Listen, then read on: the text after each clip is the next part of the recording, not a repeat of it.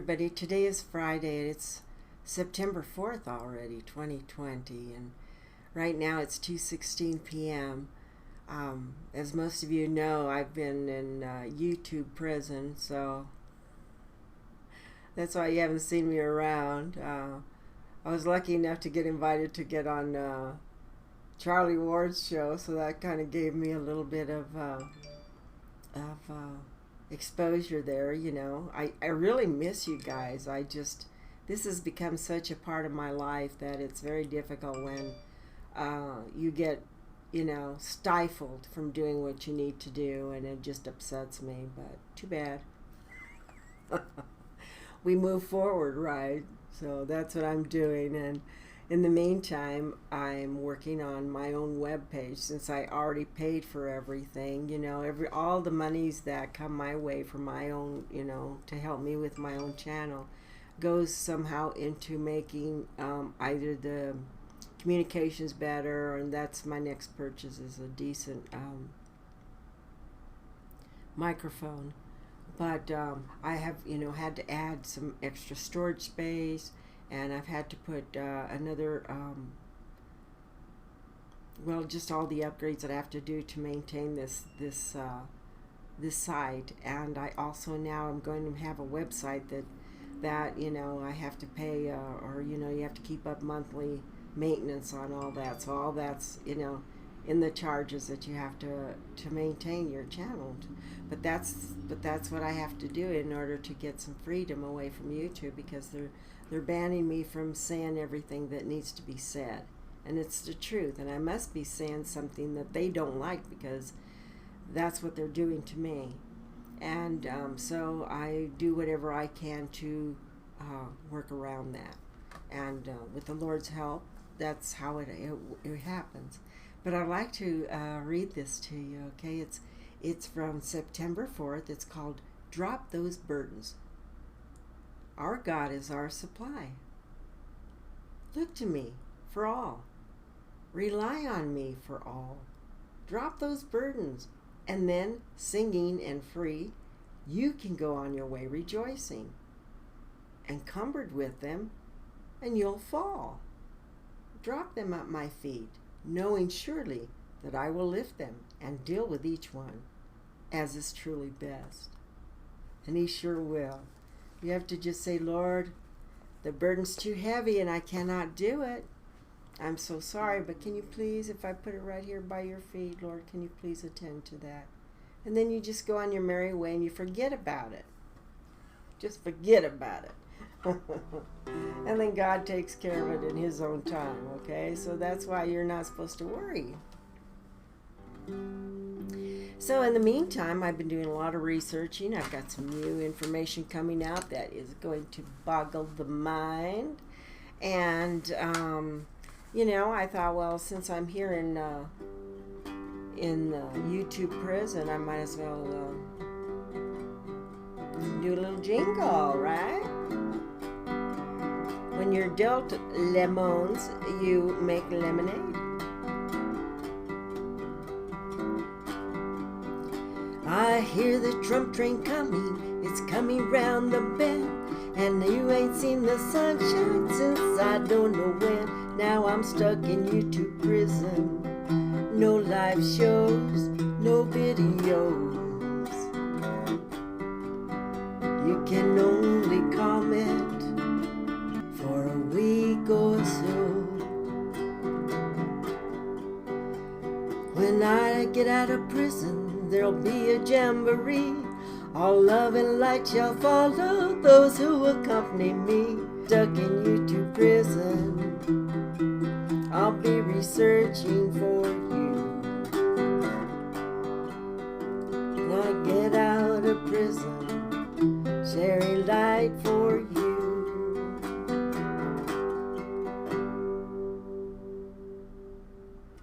Well, I just kind of threw that one out there.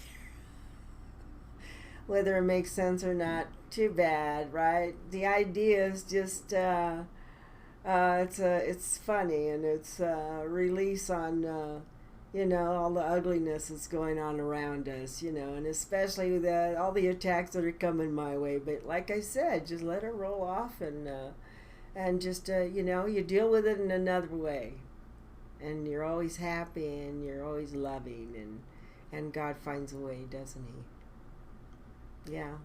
Okay, I love you.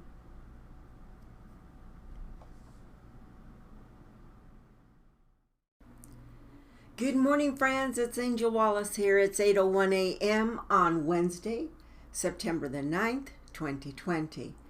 And during this beautiful morning, it went from like 100 degrees down to like 60s.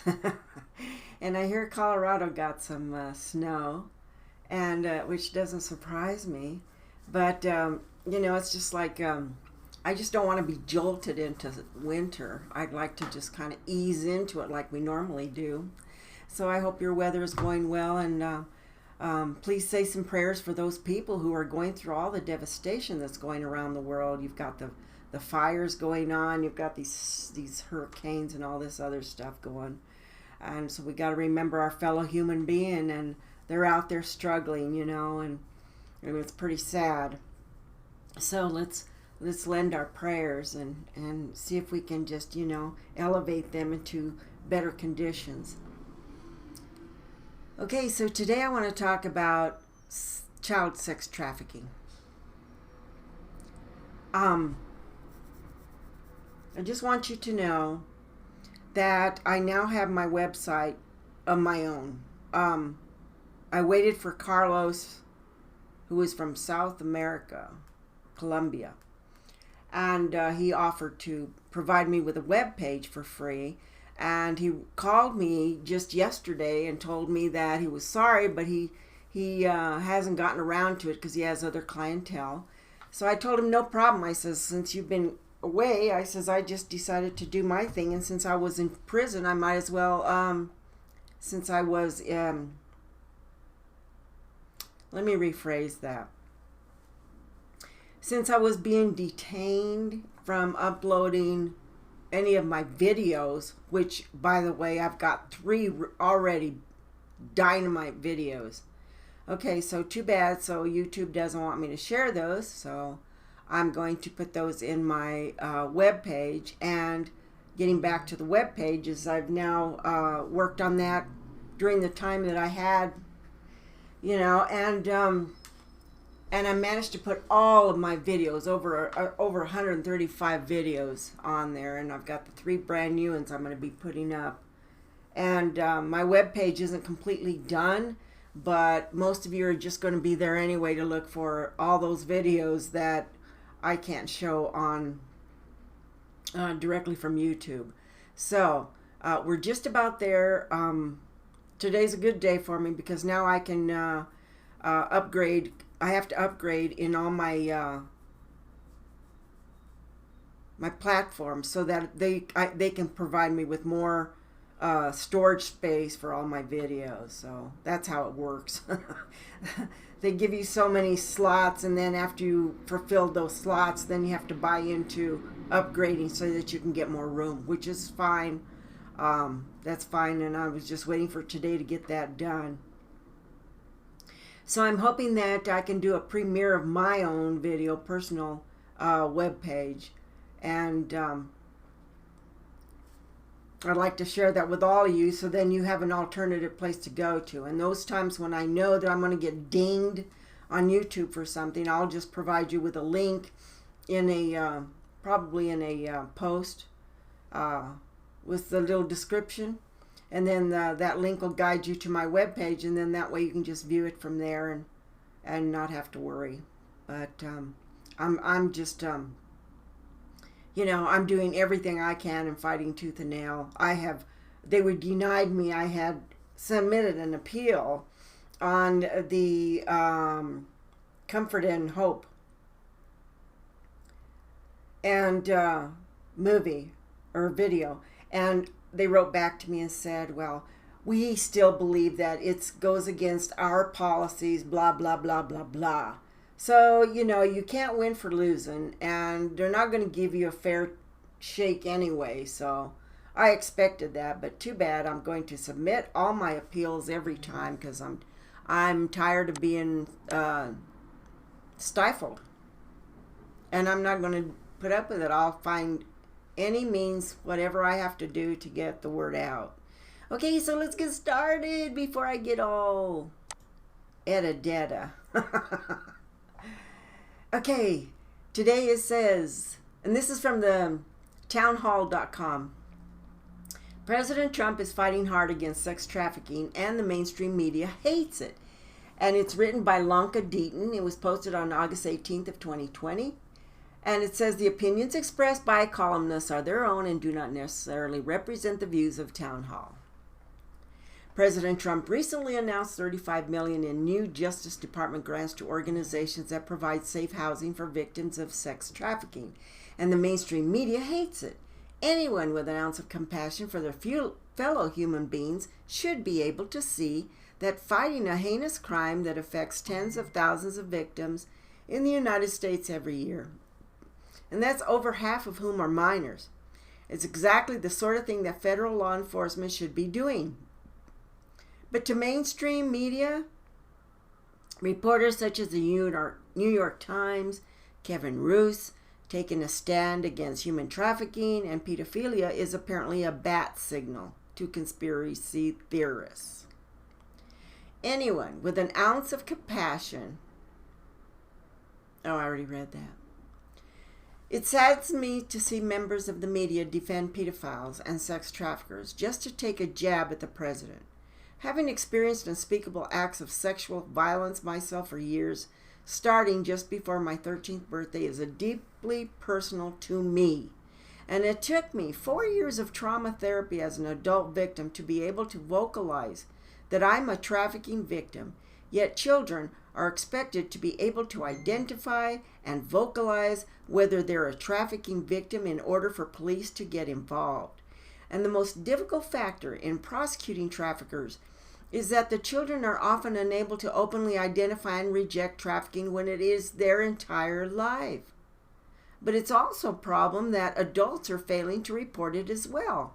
And there's an unspoken and sometimes spoken vow of silence between those involved. Now, people have known about Jeffrey Epstein for years. His vile trafficking island wasn't something that happened overnight.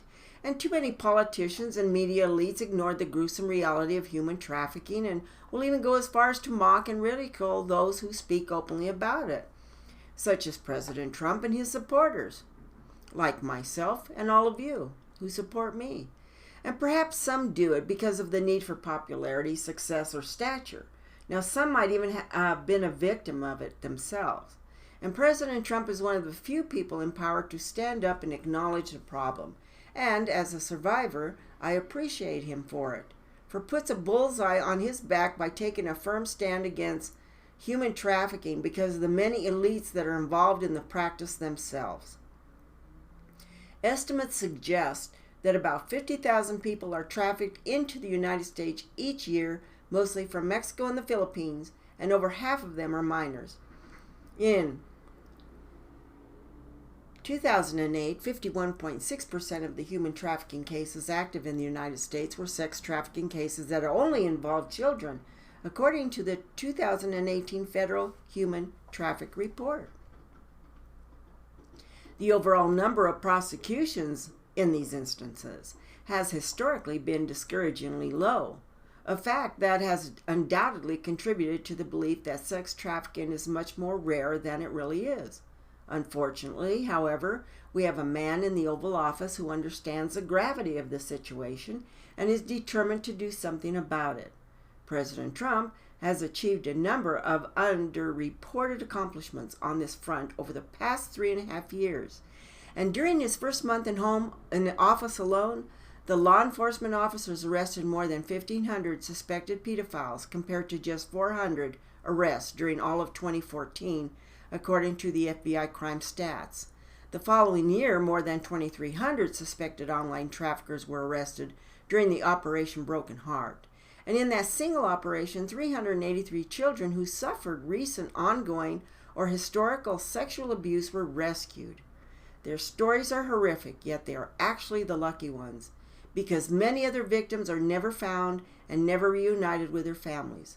The rescue of hundreds of exploited children should have been the front page news all over the country, which would have contributed to public awareness of this issue and offered a measure of hope to the families of other victims who have yet to be saved. Most mainstream media outlets, however, have been oddly silent on President Trump's efforts to combat sexual exploitation and trafficking of children, with a stunning lack of major coverage on this issue. Sex trafficking destroys tens of thousands of American lives every year, and turning it into a political issue is not only callous and insensitive, but downright immoral.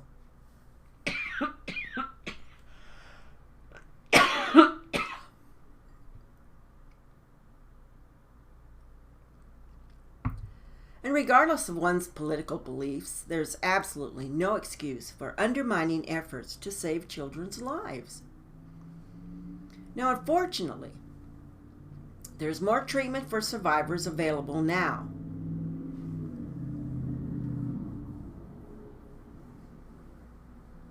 Than when I first started my therapy, but it is only because the president has been constantly bringing light to the issue. He gives courage to anti-trafficking organizations in the United States to step up and do their jobs fearlessly, knowing their president had their backs. And if I ever get to meet President Trump, I'd shake his hand and say thank you. It's impossible to fully describe just how much his openness on this issue means to survivors. Lanka Deaton was held in a sexual slavery bondage in South Africa for 5 years. She is now rescued, redeemed, and set free, and is a healthy, full of life, complete woman in Jesus Christ. Lanka has authored 2 books, Keeping Secrets, an autobiography of her story, and Secret Freedom, a guided help book for anyone who wants to share their own story.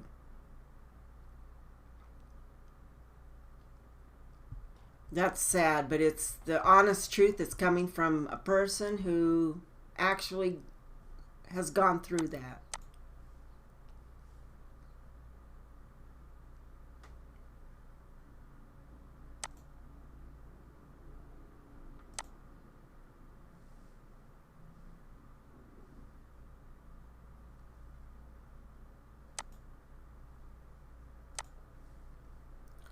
The U.S. Marshals rescued nearly 40 children in Georgia as part of a 2-week operation. It was dubbed Operation Not Forgotten. The United States Marshals Service announced Thursday many of these children were at risk for child sex trafficking, abuse, and exploitation, the law enforcement agency said. 26 children were rescued and 13 others were safely located in the mission, which also involved the National Center for Missing and Exploited Children. It's known as the NCMEC.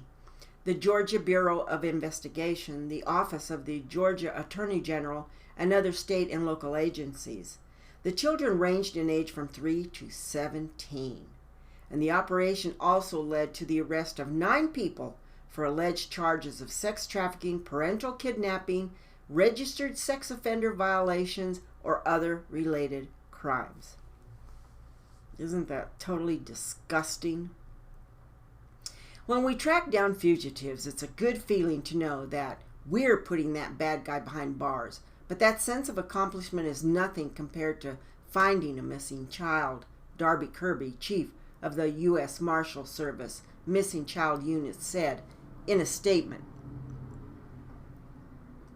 "It's hard to put into words what we feel when we rescue a missing child. But I can tell you that this operation has impacted every single one of us out here. We are working to protect them and get them the help they need." Children were found in 20 counties around Metro Atlanta area. ABC affiliate WSB reported, including Gwinnett, Fulton, Clayton, and Forsyth counties. In a press conference Thursday, Donald Washington, director of the United States Marshal Service, said a similar operation in Cleveland has recovered 15 children so far and led to the arrest of 2 people.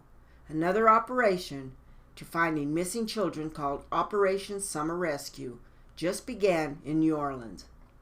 And this is more meaningful work than law enforcement does in rescuing children. Washington said Thursday, "Our children are not for sale, and they are not ever forgotten." More than 421,000 missing child reports were sent to the FBI in 2019, according to the NCMEC. Washington said 91% of those are considered endangered runaways, of which 1 in 6, or about 60,000, are likely to become a victim of sex trafficking. Now, Georgia Governor Brian Kemp applauded the operation in a tweet Thursday, saying that the state will continue to work around the clock to bring an end to human trafficking and ensure the perpetrators of this evil industry know that they have no place in our state. Georgia Attorney General Chris Carr said his office has helped place these victims in rehabilitation centers. Sex trafficking can be in many ways a hidden crime, one that lives in the shadows, he said, Thursday's press conference. "I always go back to the fact that if you can save one child from a life of abuse or sex trafficking, then we've done our job. And this operation did that for many, many children."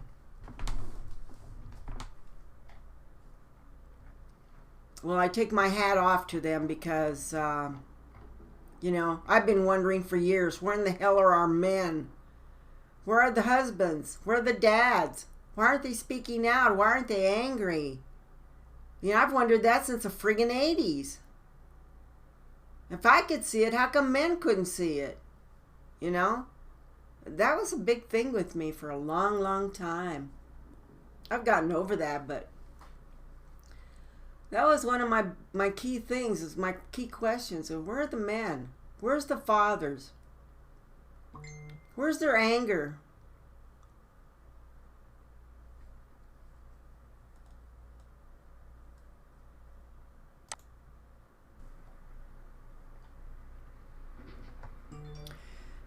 This is from the iHeartIntelligence.com. It says, we're going to be talking about Tim Ballard. And for those of you who do not know of him, he is a gentleman that served in the United States military.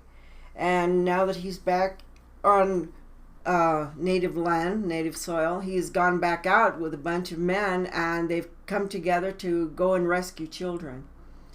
He is a hero in his own right, and I'd like to introduce you to him. And here he is standing here with these children. It says, "The man who rescued more than 1,600 children from sex trafficking. This is a true story of real-life superhero Tim Ballard." Now, most people have a hard time thinking about child trafficking, and hence it is a topic rarely discussed, and comforting child traffickers is something most of us would not be able to handle. Someone with the guts to go undercover, get in deep into their operations, and ultimately present a case for them to be put behind bars. These children need heroes more than anything else. And in this case, that is Tim Ballard. He's a devoted husband, father of 9, and an ex-agent for the Department of Homeland Security who has made it his life's mission to save children from sex slavery. Tim is the head of Operation Underground Railroad, a nonprofit organization whose goal is to destroy the tentacles of child sex traffickers and release children from their clutches. As a highly trained counterterrorism and weapons expert, Tim wandered into the world of trafficking when he was offered to help fight child crime in the mid-2000s by the Department of Homeland Security. There, he learned to infiltrate the ring as a sex tourist and earn the trust of sex traffickers. And as a dad with 6 children at that time, he found this was a traumatic experience for him, but it was also a necessary one. "I learned how to basically be just horrible things," Tim says. "I learned how to act like a pedophile or talk like a trafficker or a purveyor of child sex tourism. Whatever I needed to do. Then I started to infiltrate different organizations in horrible places in Mexico and Colombia. As he says, seeing this world from the inside was not the only thing that traumatized him. It was the sheer size of the industry that shocked him the most. The U.S. government didn't realize what it was doing to me. He said they were basically destroying my soul, not only because I was being exposed to things, and we have regular checkups with mental health professionals, but the part that was the worst for me was I would go down and find the kids, and I couldn't believe how vast it was. I couldn't believe how big it was. It was at this time we started getting the numbers, and it was well in the millions of children. Tim says that with time he started to cope with the situation, and he eventually stopped seeing the faces of his own children and those he was saving from the horror. But he still hasn't found a way of the darkness of his mind. And he worked as an anti-trafficker for the U.S. government until he started realizing that he could help more children by working on his own in his position at the Department of Homeland Security. He had limited authority, but if he started his own operation, he would be able to do so much more. But the water in the kettle boiled over when Tim wanted to save the son of a Haitian pastor, a little 3-year-old boy named Gardy, who had been abducted by a church worker and sold to traffickers. Tim did everything he could to help him, including bringing his father to the United States, but he was not given permission to make it a case the United States would pick up. So Tim promised to find Gardy as part of the U.S. government. He did not have permission to act. And Tim started suffering mentally because he could not keep the promises he made to the families of the missing children. And then the day came when his wife, Catherine, successfully convinced him to start his own operation. "My wife is my hero," he said. "Catherine said, you made a promise, and they were good promises. These are real kids. We're just going to trust in God. We're just going to quit." Even though the family was potentially putting their children in danger, Tim says he and his wife felt assured that they were doing the right thing. So back in 2013, Operation Underground Railroad Hour was launched, and Tim brought together a group of people from the DHS, CIA, and state and local enforcement. And some of them gave up their job and pension security just to take part of this operation. So at the moment, Hour has around 25 fully dedicated members working around the globe, and give or take 100 contractors, experts from their jump team that is responsible for taking action anywhere they are. And the first mission they took on in Cartagena, Colombia, was a major success, which saved dozens of kids and caught a group of sex traffickers that included an ex-popular Colombian beauty queen. Now, Tim was previously said that while most traffickers are men, there are also some women who normally do work as groomers for the kids. Operation number 2 took place in Haiti at a fake orphanage where clues from Gardy's abduction had led the team. They managed to save the kids there, who were left without food but were not yet sold. However, Gardy was nowhere to be found. And Tim had to tell the child's father that he was not able to save his son. Both men cried together, and then Gardy's father said something that Tim would never forget. "If my son hadn't been kidnapped, none of these kids would be out. Nothing would have happened if I had to give up my son so that these kids could be rescued. If I have to give up something, give up my son so that these..." Let me reread that. "If I have to give up my son so that these kids could be rescued, that's a burden I'm willing to bear." But that wasn't the end of it. Then he does the most amazing thing, Tim said. He goes to the police the next day and he tells them that he will bring home any of the kids that they can't find parents for and parent them. And he brings home 8 of those kids, and he and his wife are now raising them. Deeply touched by all this, Tim and Catherine decided to also adopt 2 of the children, a brother and sister, whose parents could not be located. And after a 4-year-old wait, they were able to come home in their new family in 2020. The search for Gardy is still ongoing. And many times Tim had thought of quitting due to the crushing effect of the work on his mental health. But his faith and his wife have kept fighting on.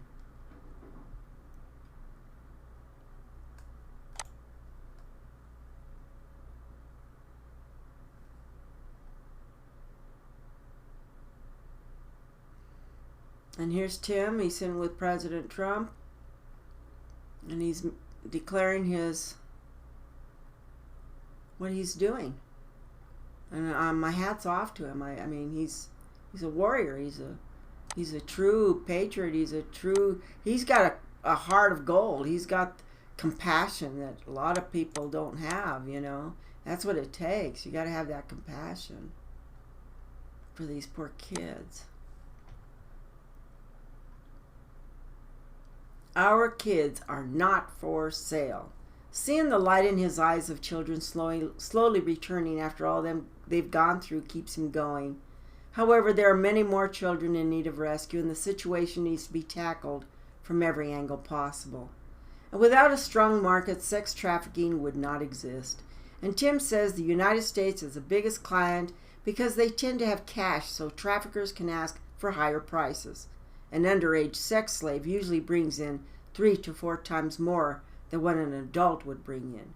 But who are these 6 individuals exactly? I've asked myself this question for a little over a decade, Tim says. Why do you want this? Because people think pornography is 16 and 17-year-olds, and technically it would be. But I've never met a law enforcement agency who has time to even worry about that. As horrible as that is, and we wish we could, we're talking about prepubescent children. That some people can't wrap their head around. I can't wrap my head around it. I cannot. It's the opposite of what most people think of as sexy. It's so grotesque, and yet so many people want it. So today, Tim and Catherine are parents to 9 children, and he has moved away from doing field work in order to be able to focus on expanding the mission of his organization.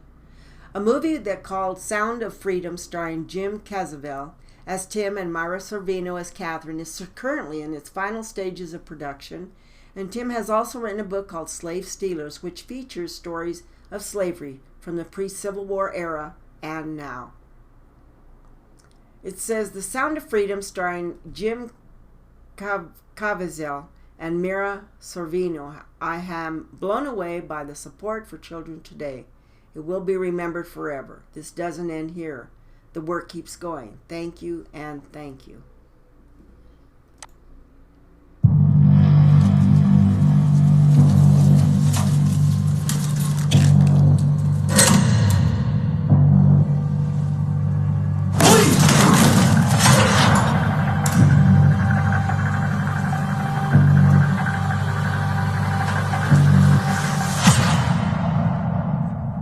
I don't think I can do this job, Tim. As soon as I lay down, all I see are those kids' faces. How long you been doing this? 12 years. How do you do it? It is the fastest growing international crime network that the world has ever seen. It has already passed the illegal arms trade, and soon it's going to pass the drug trade. So that is just a sample of the movie and the characters that play him and his wife. Our has helped catch more than 848 traffickers and saved more than 1,682 children from slavery. And if you wish to become part of their mission, you can visit ourrescue.org and familiarize yourself with everything they do to help children in need. And should you want to contribute financially, you can visit their donation page by clicking there. So if you want to go to this, I will give you the link so that you can go in, and if you'd like to go and help or just read about it, you can. We wish these heroes the best of luck in their future missions, and they're the kind of heroes the world needs right now, and we need a lot more of them.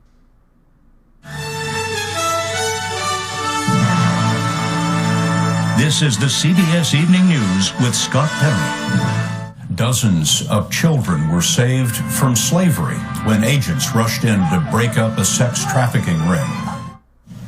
Last weekend, police broke up a major sex trafficking ring in Colombia, which has become a destination for tourists looking for sex with boys and girls. The police had help from an American who went undercover to rescue the children, and Elaine Quijano met him. Tim Ballard has one mission: to track down child traffickers. 4 months ago, Colombian authorities asked him to investigate a tip that children were being sold there as sex slaves. Within a half hour, this individual walks up to me, starts asking me what I'm here for, what I want, and within minutes, he says, well, I've got kids as young as 11 years old. Ballard, a former Homeland Security agent, now heads up Operation Underground Railroad, a nonprofit group that rescues trafficked kids. After that first meeting, the Colombians asked him to put together a sting. No men will be in here, only women. Operation Underground Railroad spent months planning, renting this house, rigging it with hidden cameras to document the crime, coordinating with Colombian authorities, and negotiating with the traffickers. How they find these kids is they lure them in by pretending to have a modeling agency. They target them at 9 or 10 years old. And they were telling us that about by 11, they're ready for sex. They're ready to be sold. What is that like, looking into that kind of person's eyes? It's horrifying, and this is why. Because I've got a smile in the face of evil. This is the table where we're going to do the negotiation. Less than 24 hours after the operatives landed, the suspected traffickers arrived on the island, and the final deal with the undercover team began. 54 boys and girls aged 11 to 18 were ushered in for what had been billed as a sex party. They were given candy and drinks and told to wait in this small room. This little 11-year-old boy, I remember, he asked one of my operatives if they could give him some cocaine or something. He said, they usually give me something because I'm really scared. By the time the deal was done, the alleged traffickers were set to make $25,000. That transaction was never completed. 25 Colombian special operatives stormed the party, arresting 5 suspects, 4 men and 1 former beauty queen, all charged with child trafficking. The victims, 29 of whom are under 18, were evacuated, given medical exams, and placed in a rehabilitation center where specialists are working to undo the damage. Right before I got on the boat, we had to walk by this room where the kids were, and they put their hand up, and I touched their hand and see that there's liberation now. Liberating one child at a time. Elaine Quijano, CBS News, New York. And we'll be right back. I didn't have a clue about this. Yeah. What is sex trafficking in terms of the U.S.? Is it actually happening? And what is it in terms of international? What is the problem at hand right now? Yeah, so this is not a peripheral issue. Most people want to believe it is. This is the fastest growing criminal enterprise in the world. Really? It's more than drugs, more than... It's the fastest growing, really. It's rivaling drugs right now. Because you can sell... That's the fastest growing, gotcha. Fastest growing. But in terms of numbers, it's actually getting up to drug trafficking. And the reason is you can sell a bag of cocaine one time. But you can sell a child, oh my gosh, 10, 20 times in a 24-hour period. So